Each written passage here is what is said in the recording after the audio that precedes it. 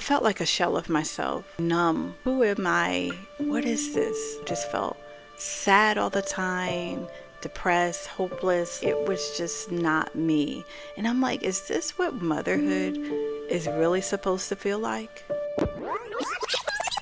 Welcome to the Joyfully Her podcast, where we address what modern society overlooks about motherhood and beyond, so you can live out your God-given calling as a wife and a mother with confidence and joy. Let's dive in.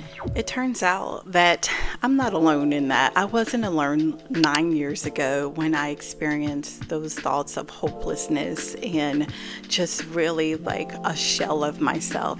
It turns out 80% of women experience postpartum baby blues in the postpartum period of after having their babies. And these types of emotions are seemingly very common. And I want to talk about this a bit more. Hello, I am Nicole. I am a Christian therapist, and welcome to the Joyfully Her podcast. I'm excited that you're here. We have been embarking on postpartum mental health specifically for moms and helping moms just understand their mental health in the postpartum period and what they may be experiencing. I have firsthand experience myself in the postpartum period with postpartum depression, and today I'm sharing my story. Today I'm sharing more about mental health and what that looks like for us. And if you know a mom in the postpartum period that may be struggling, share this episode with her today. We're going to dive right in. Let's get into it. There is a heavy stigma when it comes to mental health, and especially in the postpartum period. And so moms who experience, I have sadness, weepiness, hopelessness, just loss of interest in a lot of the things that they used to do, a lot of heaviness and burdens that they experience in that postpartum period. There's a heavy stigma, and so it's not widely talked about. And like I stated earlier, the more stories that we can share, the better we can really bring awareness. And so women's mental health, believe it or not, has a really dark past. It was just not long ago that forced lobotomies were had for women who experience mental health conditions, specifically depression. You had the use of soap-based products that would try to treat mental illness. Can you imagine? There was a lot of misunderstandings when it came to mental health. And honestly, in the Christian field, if we think about mental health, a lot of times we think about maybe spiritual warfare, demonic activity, all of those things come into play. And I think what gets missing in the conversation is the realities of what someone is experiencing and what are some of the factors of why they may be experiencing that. And I have learned so much as a mental health professional that I did not know 9 years ago when I first had my daughter. And so this is what I want to share with you today, that there are various reasons of why someone may be experiencing a mental health condition. Let's break it down. When we speak about perinatal mood disorders, you may hear that as PMAD. So it's a perinatal mood and anxiety disorder. PMAD in that perinatal period, that's really in pregnancy and the postpartum period, as described as the perinatal period.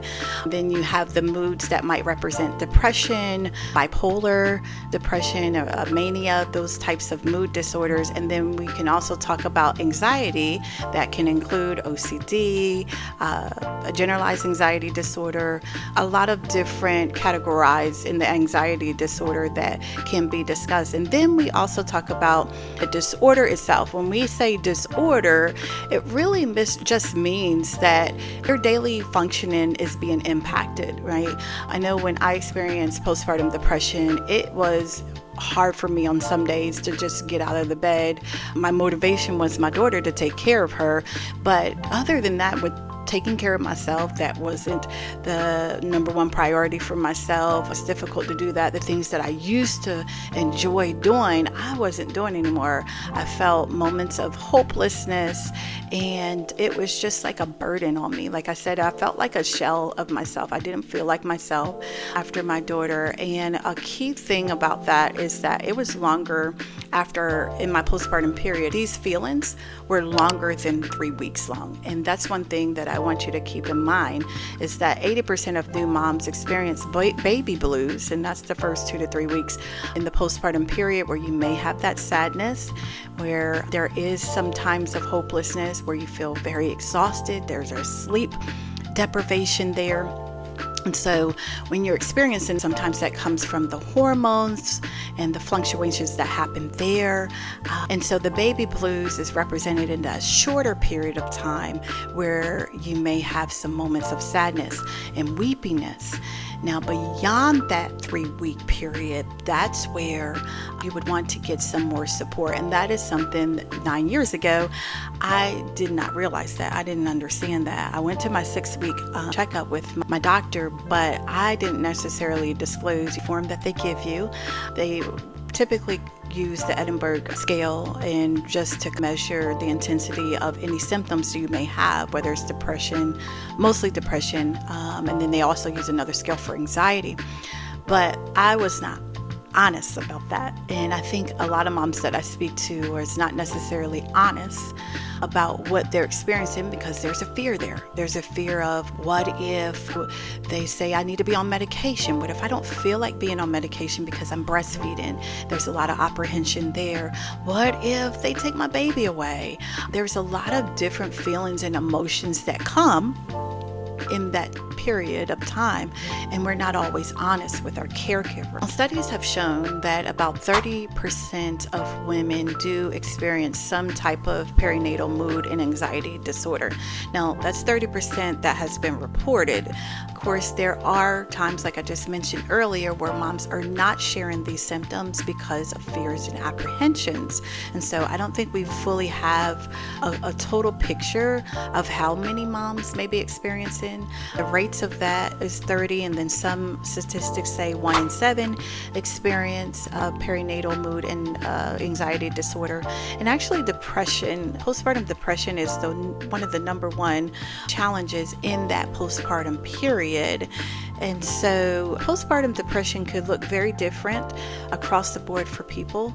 I know for me, as I mentioned, just the moments of isolation, hopelessness, feeling like a shell of yourself, feeling like, who am I, right? I have moms that do go through that identity just transition, where we talk about matrescence, and almost like when you were adolescent, you went through that pubescent period, puberty. And during that time, of course, that's a major transition. And there's times, of course, where adolescents need to be supported in that and be taught about that. But the thing is, with entering into motherhood, the matrescence, that period of transition into motherhood, is not necessarily talked about enough, in my opinion, to help women, to support them to prepare for that period. We talk about the 4th trimester, and we'll talk about that more as we go on our journey with Joyfully Her. But that 4th trimester is so critical to prepare as the mother's entering into that new phase of life. And that's part of what we do in therapy, is help you and help moms just to prepare for that 4th trimester, because it is a big transition. There's, as I mentioned earlier, the hormone fluctuations. There's a lot of deficiencies that could take place nutritionally. I'm actually going to bring on a nutritionist on our show to share more about what happens biologically in our body, what we're given to our babies, and what might be missing, and the minerals that may be deficient in us that could lead to signs of depression and anxiety. So look out for that episode. That's going to come up in a couple weeks. I'm super excited to speak with her. I think you're going to love it. But a big part of the postpartum period, and when we're talking about postpartum anxiety or a mood disorder, I would like you to know that suicide is one of the leading causes in the maternal period and that postpartum period of death for women. And this is why we are spreading the word about postpartum mental health for moms to get the support and care that they really deserve as they're bringing life into the world, and knowing that they're not alone in this. And that is our purpose here at Joyfully Her, is to really share the truth about motherhood and what we could experience along the way, the struggles, the highs, and the lows. We're actually going to have some moms, one mom in particular, coming up sharing her story. I've interviewed her. I'm super excited to share her story with you. So look out for that too, because we're all about creating community and helping moms understand they are not alone on this journey. I want us to understand some risk factors that impact the possibility of having a perinatal mood and anxiety disorder. Some of them, the risk factors, is the family history. So it's a good time, even before you get pregnant, or if you are a new mom, just understanding, what is your family history related to mental health, if there have been any diagnoses that you need to be aware of, heredity that is connected. There's some other risk factors like a traumatic birth. That's a big one. I think that sometimes is missed. If a woman goes through a traumatic birth and it's not processed through, and there's some unhealed trauma there, that can bleed over into her ability to bond with her baby, for her to be able to relate to her partner. We'll talk about that in the future too, about how you change when you're going into motherhood and with your partner, how things changes. So traumatic birth is also a risk factor for developing a perinatal mood and anxiety disorder. Other risk factors to consider is lack of support. That's a big one. I think in the society that we live in now, we're kind of celebrate our independence in a sense. But when it comes to entering into that motherhood stage and bringing life support and having that village, it literally takes a village to raise a family, and having that village in place is very important. Sometimes moms, and I know I did, develop a perinatal or postpartum depression because my support system wasn't close and I lived farther away from them. So that was a risk factor for me, and that was something that I did not consider for that fourth trimester. And so I do help moms to really try to build a support system in their pregnancy during that period before baby comes, so they have that in place to really reduce that risk factor. Another risk factor we could consider is history of abuse and trauma, a traumatic past, even in your childhood. That could be a risk factor, especially as you're bringing new life into the world. And if you have some unprocessed trauma from your childhood and thoughts that come along with that, what am I bringing my child into? If there's some hurt and pain there that hasn't been explored, then sometimes that can bleed over into our ability to attach with our baby. And so that's another thing that we work on in therapy, just to really help the mom understand her past relationships, her past traumas, and to help her heal in those areas. And I think perhaps the biggest risk factor that comes to mind when I'm working with clients is relationship problems in the marriage with your partner. And if the relationship doesn't have a solid foundation, or where there's effective communication, that can really be impacted when the new life comes. And it's natural that happens because you're both adjusting. But I find that's one of the number one things that women develop risk factors for PMAD, because there is a broken relationship. And I think we'll talk more about that down the line. I think that's going to be very important to explore, and I can also share my story with that because I know that impacted me in my marriage early on, and we really had to take some intentional steps to overcome that. Just to recap what we spoke about with postpartum depression, some of the things to look out for beyond that baby blues period, which is about 2 to 3 weeks, is thoughts of feelings of hopelessness, where you're feeling like, I just don't want to be here. I have some moms that will say, I just want to run away. I don't necessarily want to do anything to myself. I just want to run away. And that may be considered a fleeting thought of not wanting to be in existence. And also just feelings of worthlessness, and maybe you have feelings of guilt of, am I a good mom? Why Am I this baby's mom? I'm not doing well. I'm not taking care of the baby well. However those thoughts come up, sometimes that comes up, and that actually leads me into postpartum anxiety. That is something that we're speaking about on this channel, and I have another video that is called Mom Brain, and we talk a little bit more about what mom brain is and what that feels like. Now, when we talk about anxiety, going back to the disorder side of it, is that if it's really interrupting your day. We know that moms do encounter intrusive thoughts, where it's thoughts of, is baby breathing? I've got to feel the chest of the baby to make sure he or she's okay. Or what if my baby falls out their crib? There's a lot of different intrusive thoughts that can come, and some of that is normal in terms of how the brain is processing and how the brain is neurologically set up in that postpartum period. But then it becomes an issue when it's overtaking you, and when you feel like it's debilitating, where you feel like you can't go more than a few minutes without that intrusive thought coming into your mind, and it's affecting. Some moms develop OCD because it's affecting their ability to just do their daily tasks. Maybe they have to wash the bottles 10 times because they feel like if the bottles are not sanitized enough, their baby could get sick, and they're not doing a ritual, or not a ritual, but the same thing over and over, and compulsive actions to clean the bottle. There's a lot of things that come into play when we talk about anxiety, and that is where in this video we don't diagnose, we don't do any of that, but we do encourage for moms and even fathers, even family members, to seek professional support and help to help them identify whether or not there is a struggle with anxiety. It could be, or it could be something else, but we really explore, and I encourage you to seek out professional help to get to the bottom of what you are experiencing, so that you can get the help and support that you need.